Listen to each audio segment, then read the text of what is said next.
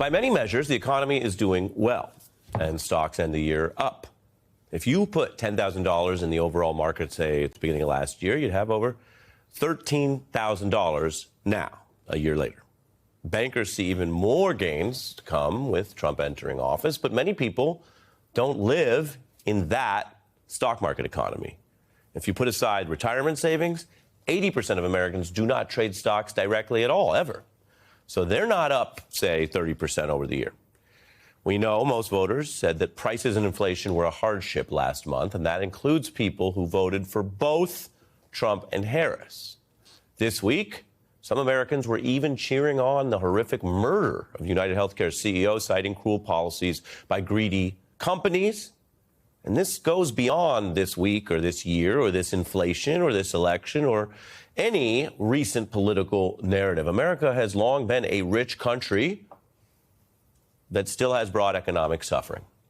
The pandemic expanded economic problems for many. We all know that.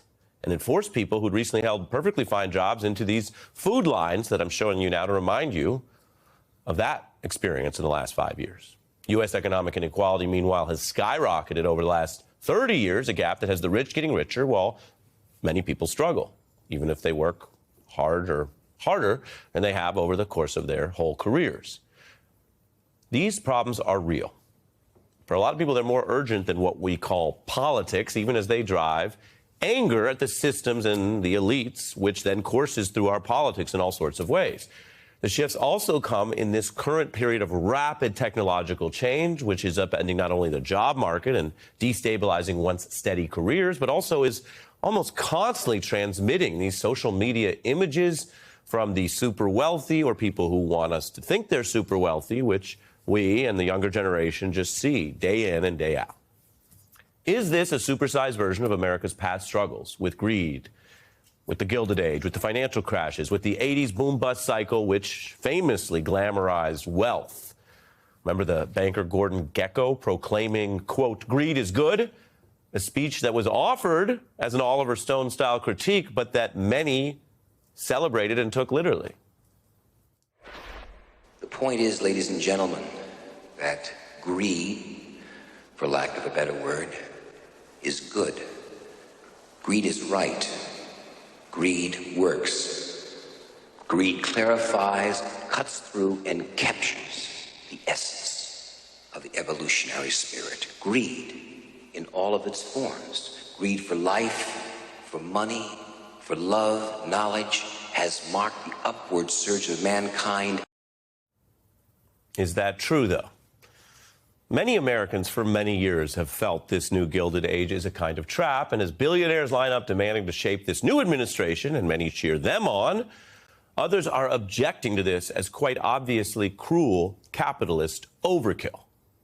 And the social commentary and art about this greed era from the 80s is very relevant now, from the Wall Street movie I mentioned to Jay McInerney's novels about New York in that time, like Bright Lights, Big City, later turned into a film, which resonates.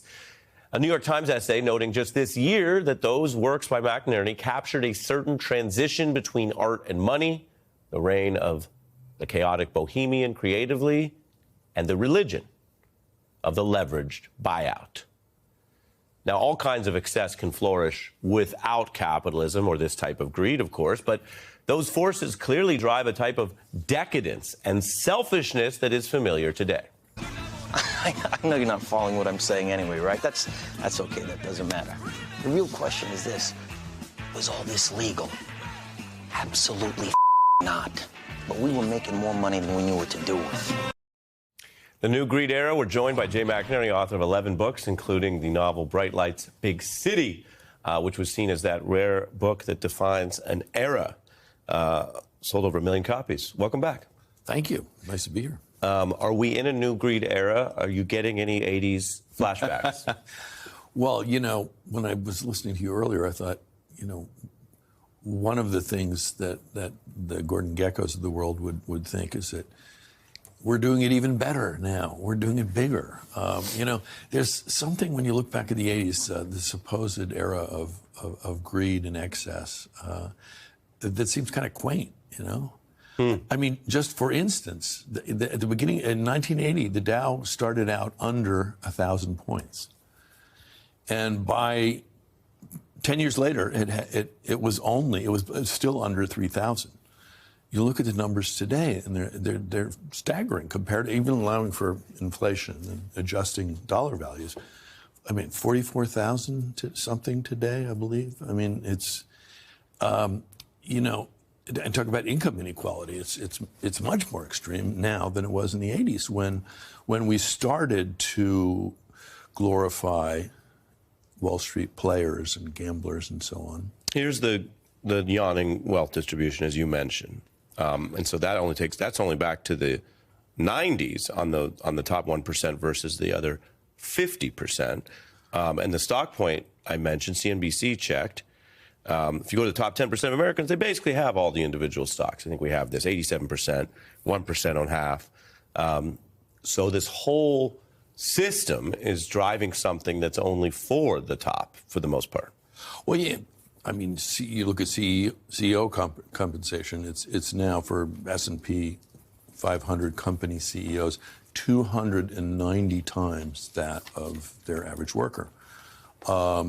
In 65, it was 20 times the multiple of the average worker, and I was in a restaurant just the other day, and a couple of guys were sitting at the next table, and one was asking how much the other one had made today, and it was one of those bumps in the Dow, and he said, a few million, and I just thought, wow, this is casual dinner conversation. few million today. That's different than the bumps in your book.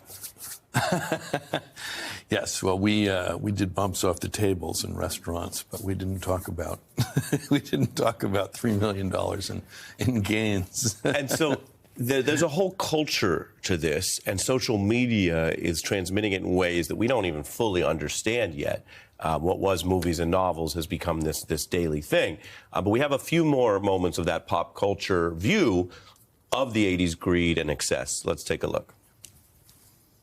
The point is, ladies and gentlemen, that greed, for lack of a better word, is good.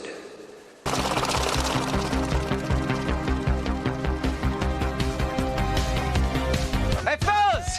Look what I found in my pocket! Look! A year's salary right here! What I call them? Fun coupons! See that? Debbie! Seats right on the floor. Hey, how did your man get the seat? You write about people and how people feel through these things. And New York, of course, has been an epicenter for this, and it's the financial center. What do you see today where it is celebrated, and unlike the 80s, there's more fusion? The billionaires are running for office, they're in the cabinet, and they're part of what at least part of the country is worshiping. Is there ever a comeuppance for that? Certainly not recently. The lesson would seem to be the opposite. Now that Musk has teamed up with Trump and Ramaswamy, but I think that in New York City, the most recent example I've seen, I think the signature artwork of our time is Maurizio Catalan's Comedian, Banana, which is the banana taped to the wall. I didn't know we were going to go high art. Now we're going visual art. And the guy who sold the banana, by the way, outside of Sotheby's, his name is Shah Alam. We won't give any further publicity to the guy who bought it, but he bought it for $6.2 million.